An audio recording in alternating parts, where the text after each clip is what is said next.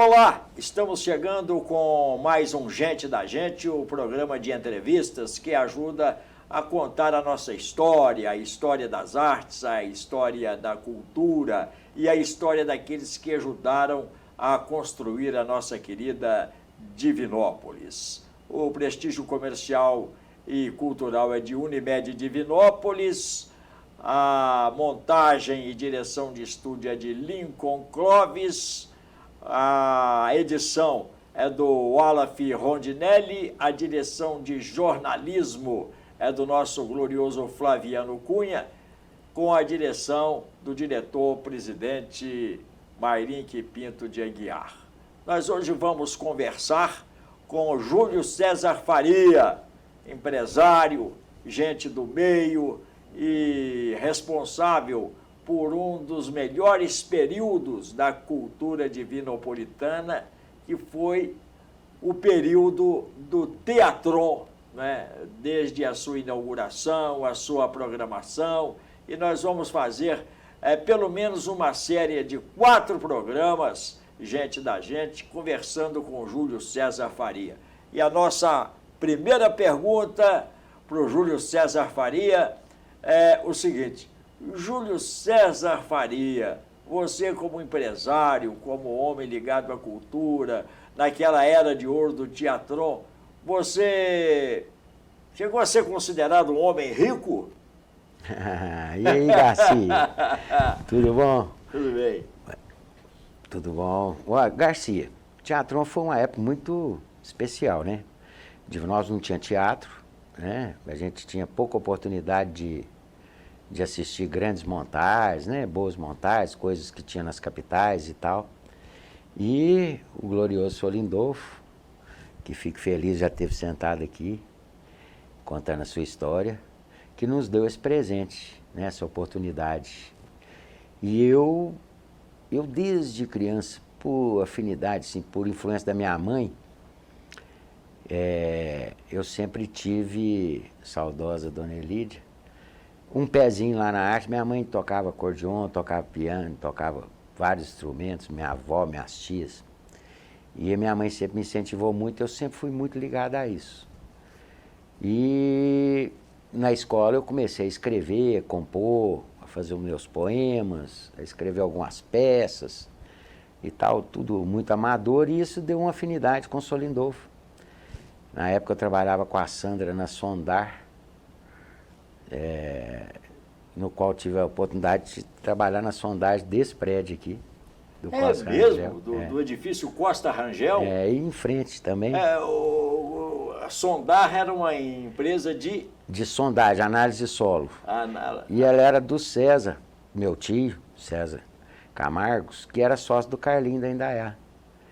E eles fizeram esse Costa Rangel, aquele prédio da Catedral Grande, esse outro em frente aqui, do Costa Rangel, né? Corre a lenda que aqui era uma igreja batista, né? Era. Eu brinquei... O que eu digo é onde nós estamos, no edifício Costa Rangel, na sede e nos estúdios do Grupo Mairink Pinto de Aguiar, TV Candidez.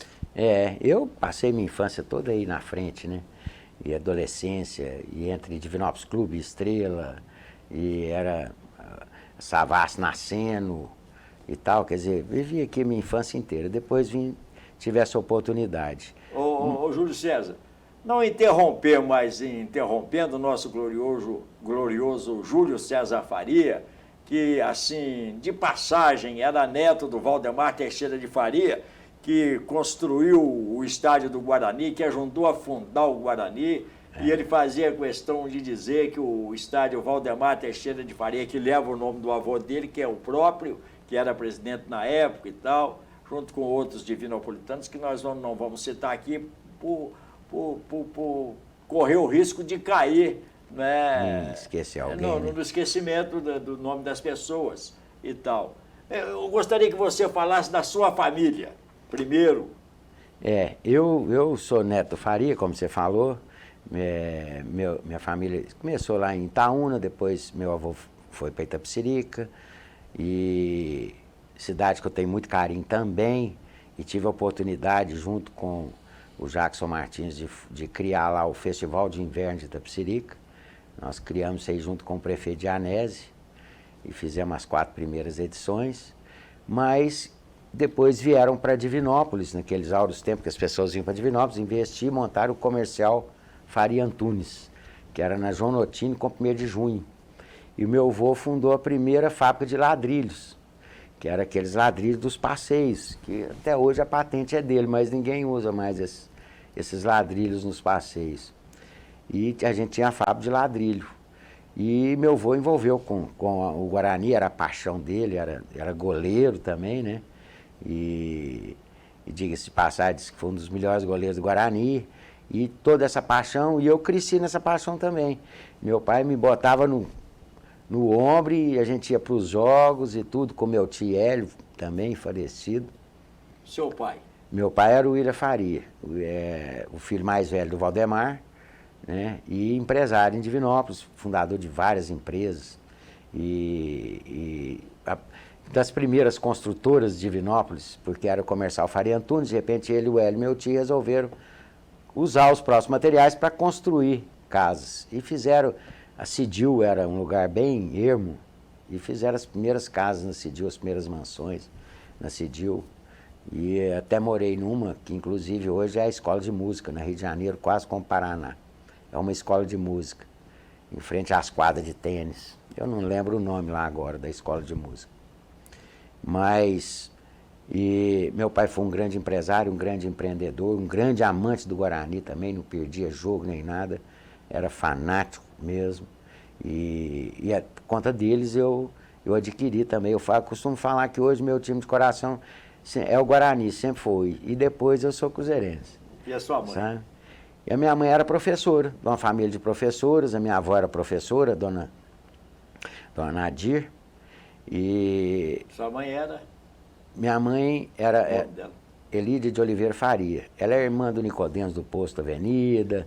Meu avô fundou aquele posto. Meu avô, Altamiro, foi sócio da primeira... Avô? Foi sócio da primeira siderúrgica de Divinópolis, fundou a primeira recapagem, o primeiro posto de gasolina, juntamente, na época, se eu não me engano, o Dinho, que é sogro do Mairim. De Mourão. Saudosa memória também. Saudosa memória, grande figura, gostava muito dele, muito de mim também. Fui amigo de todos lá. E meu avô morreu muito cedo, infelizmente, quando eu nasci. Qual deles? O Valdemar? Não, o Valdemar eu o Valdemar conheci, o Valdemar eu curti ele uma boa parte da minha vida. Mas o Altamiro não. O Altamiro, ele na época, as pessoas eram muito bravas. E ele era muito bravo. Mudou a regra. E ele foi receber uma dívida em Lagoa da Prata e tomou uns tiros lá e faleceu. Isso eu tinha 30 dias de nascido, ele é meu padrinho.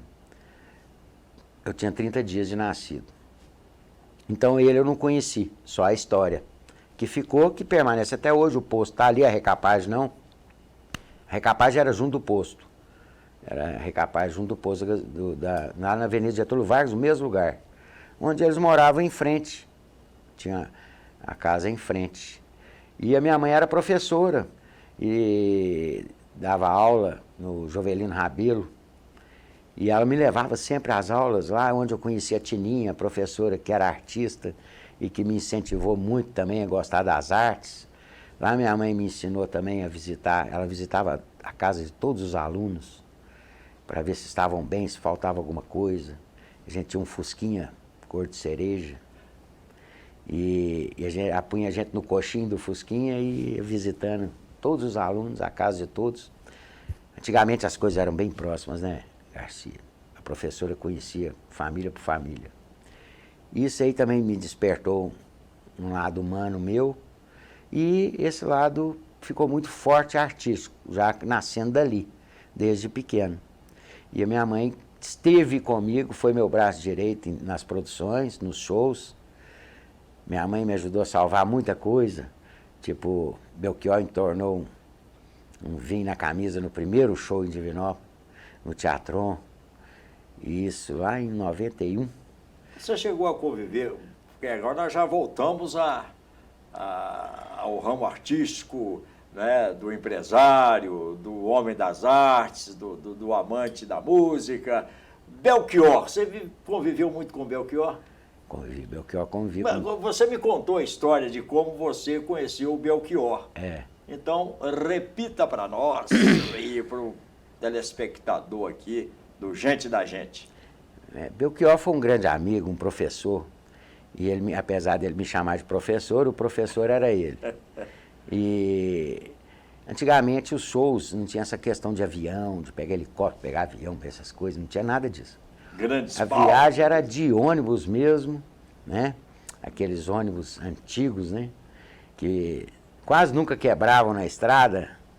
E era constante, atraso de show ser remarcado para o dia seguinte. A gente não tinha segurança de vender igual hoje, um show no dia e o outro no outro. Às vezes a gente vendia só um show no final de semana, com medo de que se acontecesse alguma coisa, salvava-se um show pelo menos. E não foi diferente, Belchior vindo para fazer um show em Carmo da Mata. O ônibus quebrou no meio do caminho, num dia de chuva. E, coincidentemente, quem parou para dar um socorro foi o meu vizinho. E quando meu vizinho viu, ele contando, ele percebeu que o ônibus era do Belchior, a banda estava lá, a banda Radar e Belchior, e era o auge, 82, era o auge de Belchior, nossa, Belchior estava no auge. E ele ficou muito emocionado e ofereceu para ajudar a arrumar o ônibus, isso era num sábado, para vir a Divinópolis e convenceu o empresário de abrir uma empresa e uma loja e vender as peças. E ele ia arrumar um mecânico e ia arrumar o ônibus. Enquanto isso, ele trouxe Belchior para descansar na casa dele. E eu estava dando uma festa do lado, na minha casa. Você morava onde? Lá na Cidil, nesse lugar que eu te falei que hoje é uma escola de música. Ah, sei. Na Rio de Janeiro, quase esquina com Paraná. E estava dando uma festa lá. E ele chegou e falou assim, estava tocando Belchior, porque Belchior era o auge, a festa estava tocando Belchior no último volume. E meu vizinho entra lá e fala, Júlio, vem cá que eu quero te apresentar uma pessoa, eu quero te mostrar um negócio. Eu falei assim, quem que é? Ele falou assim, não, é Belchior que está ali em casa. Lá que você é mentiroso, rapaz. Contar papo para outro, só porque está tocando aqui na vitrola e tal. A gente escutava, era os vinil na vitrola, né? E ele falou, não, mas é sério. Aí contou rapidinho, eu dei carona, aconteceu isso, ele está lá em casa. E ele falou que queria conhecer o dono da festa que está tocando Belchior. Eu falei assim, então vamos lá conhecer Belchior. Na época estava comigo lá em casa o meu amigo Giovanni Pardini. Carro não era uma coisa muito... Não era todo mundo que tinha. E o Giovanni tinha um carro, um Corcel 2 azul. E fui lá e chamei o Giovanni e fomos lá conhecer Belchior. Na hora que entrou assim, já bateu uma empatia assim, muito grande.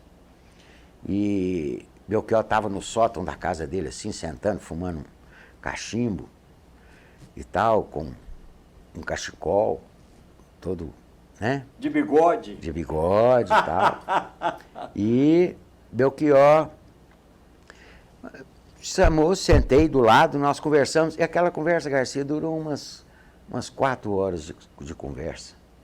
E a conversa rendeu. Aquela prosa boa. E eu falei com ele que eu não tinha vontade de ser artista, mas eu tinha vontade de ser produtor, que eu vim de uma família de músicos, mas de instrumentistas, mas que eu gostaria de ser era produtor.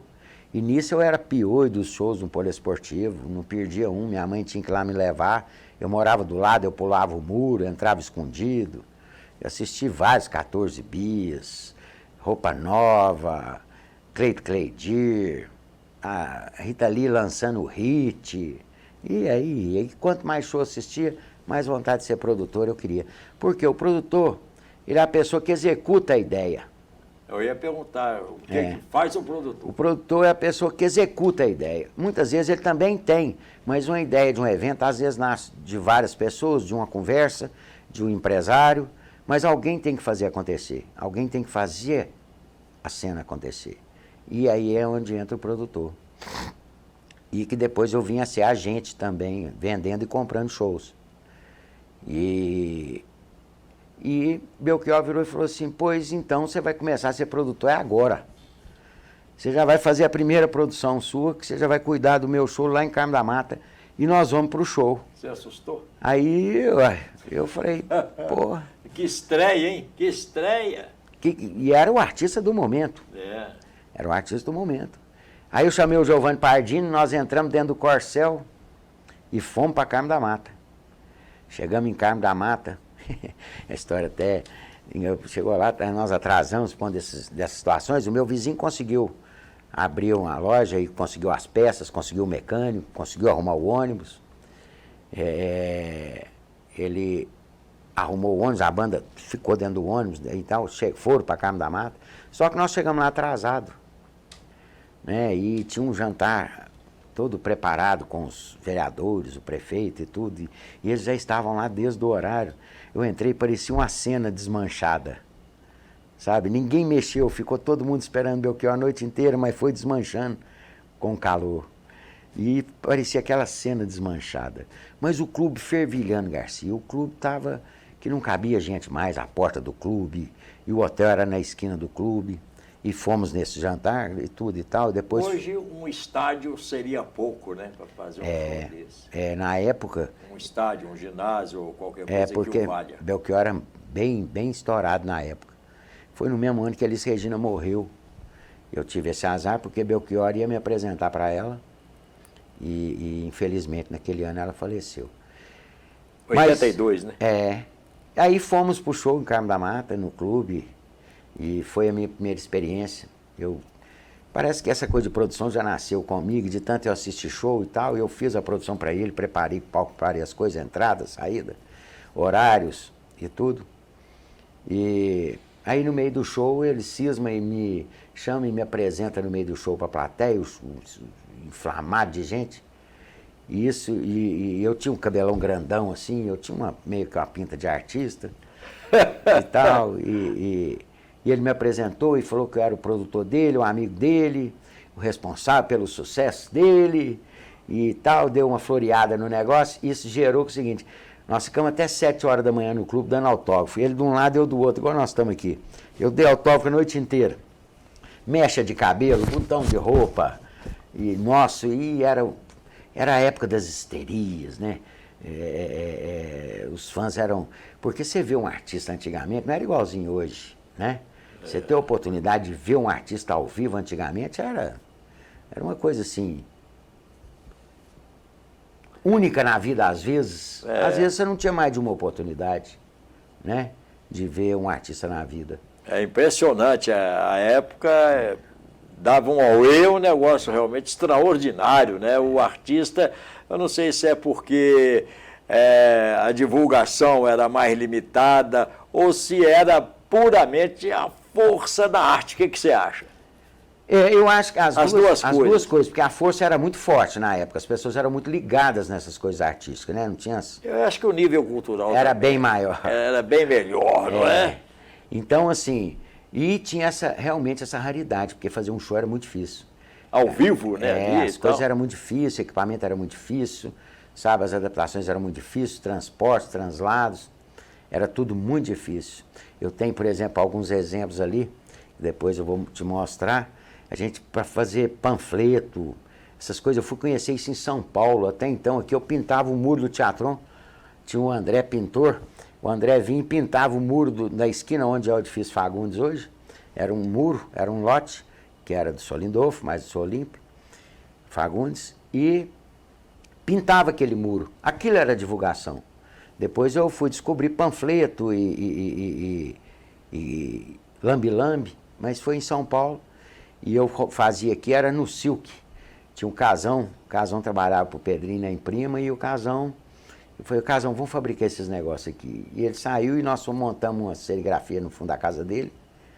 E a gente começou a fazer isso. Eu entregava os panfletos, saía a tinta na mão das pessoas.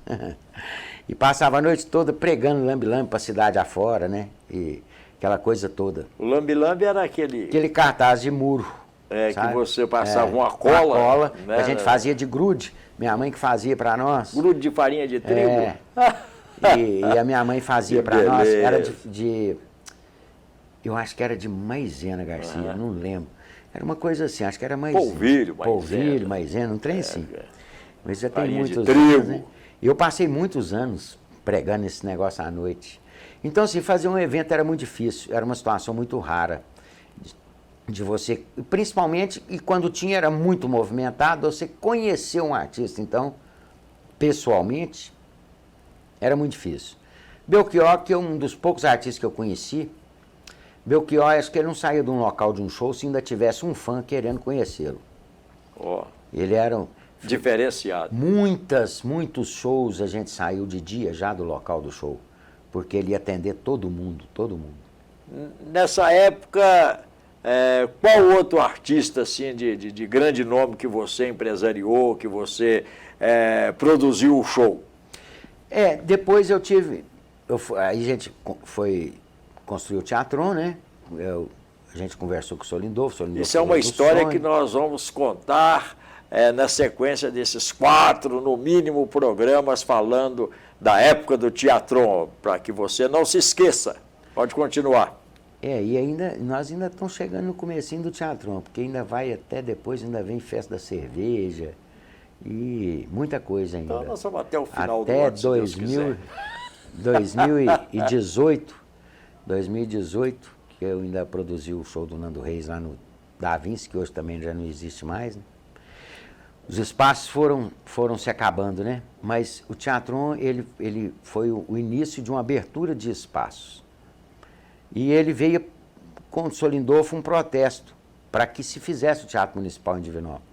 Ah, foi essa a intenção dele. A intenção dele. E na placa estava escrito que a inauguração do teatro, né, foi em outubro de 89, 88, e que o teatro se encerraria as atividades assim que fosse construído o Teatro Municipal, onde ele também foi candidato a vice-prefeito com o Aristides, já na intenção de ser secretário de Cultura e fazer o Teatro Municipal.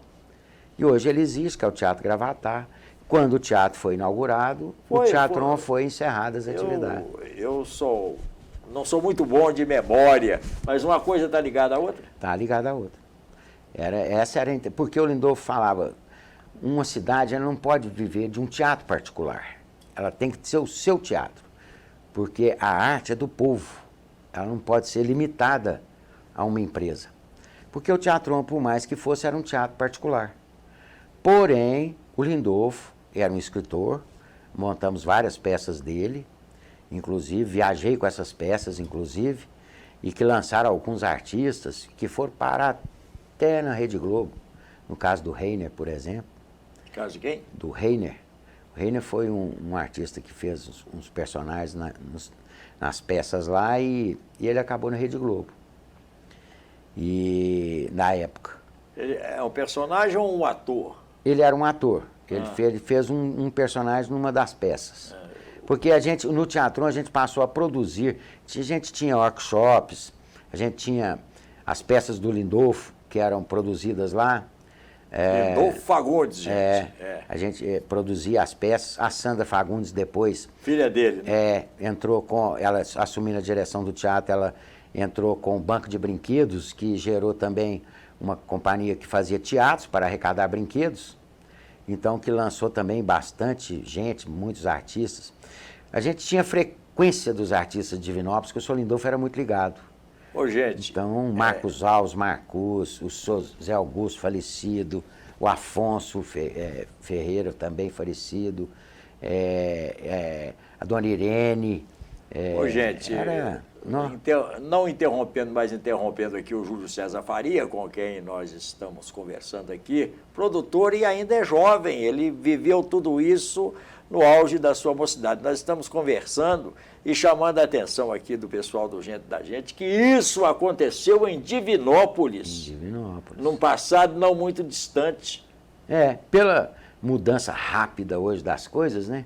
Hoje com a internet. Só os nomes que você parece citou até longe, aí, mas... Só os nomes que você acabou de citar e pode estar à vontade para acrescentar mais alguma coisa, porque o nosso programa é feito para isso, para contar a história. O Edson Gonçalves, o nosso saudoso Edson Gonçalves, colunista e tudo, que me apresentou a Priscila Camargo, na época era o casal Rede Globo, ela, muito tempo eu esqueci o nome do marido, de Carlos Alberto. e a Priscila Camargo, que foi o primeiro espetáculo no Teatron com artistas famosos, sabe? Eu, quando o Lindolfo construiu o teatro, ele falou assim, o que você vai querer fazer no teatro? Na época eu tinha umas 2 peças escritas, eu tinha até concorrido num concurso que foi dentro do estadual, e alguma coisa, mas eu falei assim, ô Lindolfo, eu preciso de aprender essa arte. Então eu entrei lá de bilheteiro. Eu fui o primeiro bilheteiro do Teatron. E o Sr. Jaime foi o primeiro e único porteiro do Teatron. Saudoso. Sabe? Saudoso Sr. Jaime.